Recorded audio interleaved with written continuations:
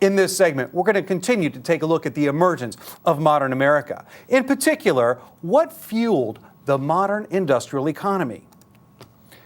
During this period, from the Civil War to World War I, the United States underwent a tremendous economic transformation that involved developing an industrial economy, an expansion of big business, the growth of large-scale agriculture, and the rise of national labor unions and industrial conflict.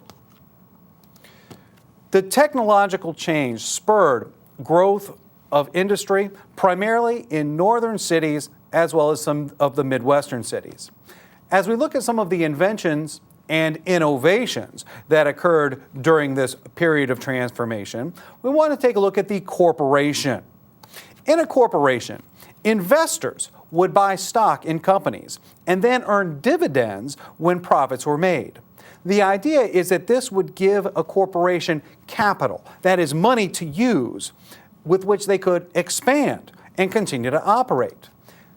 The investors could only lose the amount of money that they would put into the company. That's what we mean by limited liability. Their liability, or what they were accountable for, was only as much as they put in. Great profits could be made, but they could only lose what they put into the pot.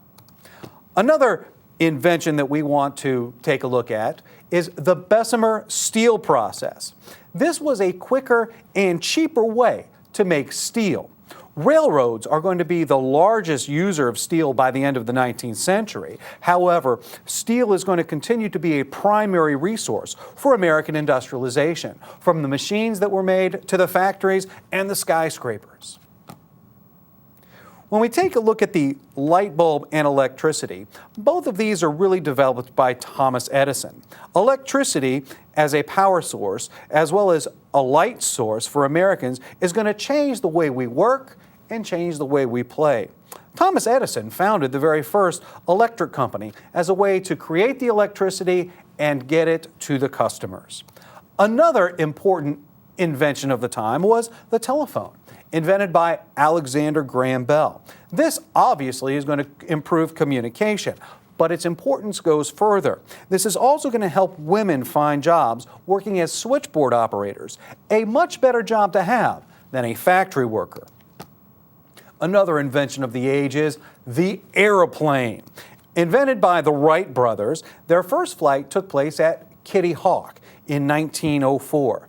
The use of airplanes was going to grow considerably over the next 100 years. Think about it. Airplane invented 1904. Americans landed on the moon in 1969. Not long for America to grow in their innovation. Another important innovation was the assembly line manufacture. This innovation was really brought to the 20th century by Henry Ford as a way to make the automobile more cheaply. He is going to do this by increasing his production by moving the product along an electric conveyor belt. This is going to allow the product to move and the worker to stand still doing a simple job. Henry Ford would be considered an industrial leader of the time, but other important industrial leaders would include guys like Andrew Carnegie. He was an innovator and a creator and a builder in the steel industry. He was a true immigrant, a rags to riches story. He made his fortune by first reducing the cost of producing steel. Later in life, Carnegie became a very respected philanthropist, that is, believing that the wealthy should look back and give back to the community and help those. J.P. Morgan made his early fortunes in finance. Later, he joined the Steel Corporation. He began in the banking business, and later, once he was tired of that, he bought out Andrew Carnegie and created the United States Steel Corporation. Two other industrial leaders that we must recognize are Cornelius Vanderbilt. He made his fortune in railroads. He became a tycoon as he acquired vast amounts of railroad tracks and charged smaller companies a rate to use his tracks. Later on, he would buy out smaller companies, buy out more and more track, and he thus created a monopoly. John D. Rockefeller made his fortune in oil. He created the Standard Oil Company and increased his wealth through what we call vertical integration of resources, as well as advertising. Like Carnegie, he later in life became a philanthropist. When we analyze the reasons for this economic transformation, government policies helped out a great deal. They had a laissez-faire or hands-off attitude when it came to capitalism, and they even gave special considerations like land grants to railroad builders. The government seemed to support business and the growth of business.